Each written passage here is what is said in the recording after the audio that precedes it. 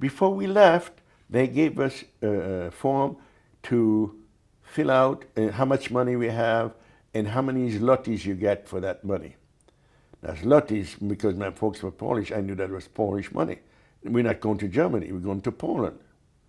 The day of departure, we're giving a double portion of bread, we gave him some food, we were giving some water for a day or so, and we were shipped 1,200 people in that transport, exactly 1,200 people. And that was, I think it was the 23rd of November 1943. So we were a few, of course, young people, and we knew that we were going to be deported. So we decided, in case we are in the same wagon, they gave us those French bread, you know, so we could dissimulate, because, you know, at Drancy, there were at least 1,500 people transiting. So there was everything there. You know, some were working in a shop, some were all kinds. So we had a sew, and we said maybe we can, while we were in the train, we will sew a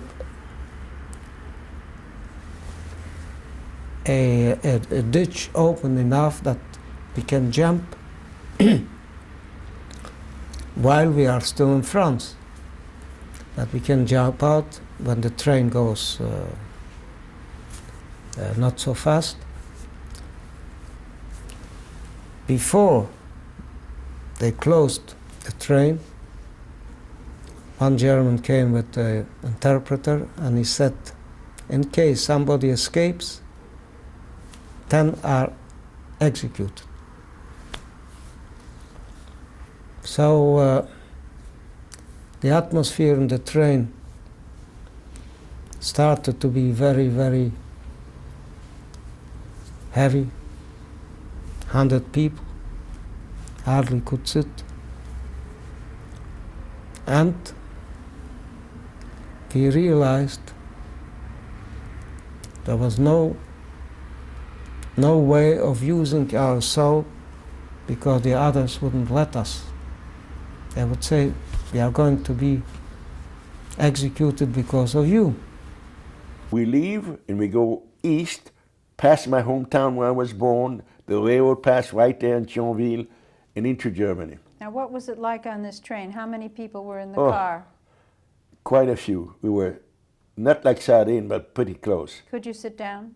Yeah, we could sit down, and we weren't that clogged in. Was there any water or food or? Just the bread we got. And how about sanitation? Nothing. The train started to move. I took out from my bag, I had a small bag, I took out my chisel and my hammer, and I picked a spot where I figured I wouldn't have not too much trouble to get through, something like in the center of the car. And I start chiseling away at the floor. When the other people saw what I was doing,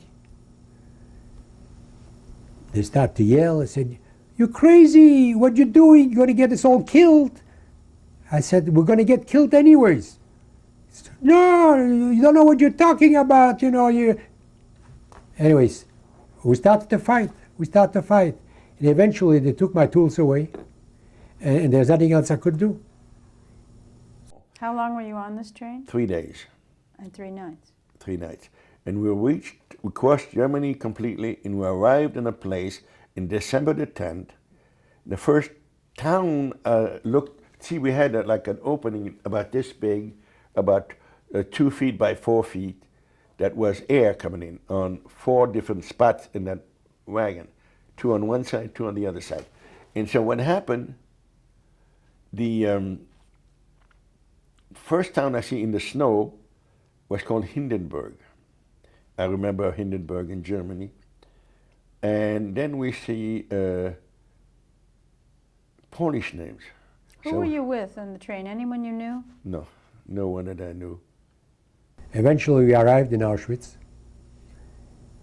and when we got off the train, we were so weak, we could barely stand up. We didn't have no food for days, we didn't have nothing to drink for days.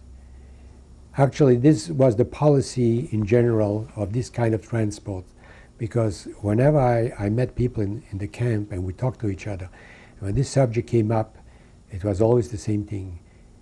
That was done purposely so that there's no opposition to be made against the authorities at arrival in Auschwitz. What was the first thing they did to you at Auschwitz? Well, first thing they did, once we got off the train, everybody had to drop his luggage or whatever he had, and we were separated by sex. Men on one side, women on the other. The second thing, we were on a long column, and they asked us two questions. How old you are, and what is your trade?